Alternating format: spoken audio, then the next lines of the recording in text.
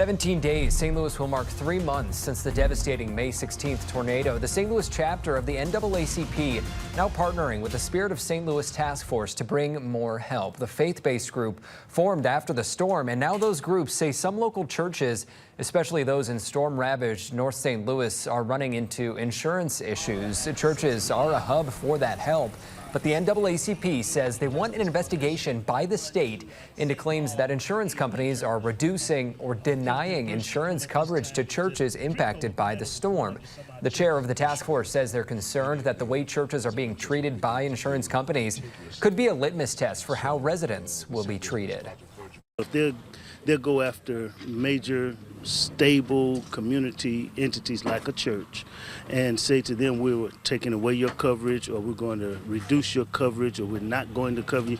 If that can happen to the church, then the resident doesn't stand a chance. Well, the Spirit of St. Louis Task Force says it will be holding several recovery events in the coming months. We'll keep you updated on when exactly those are.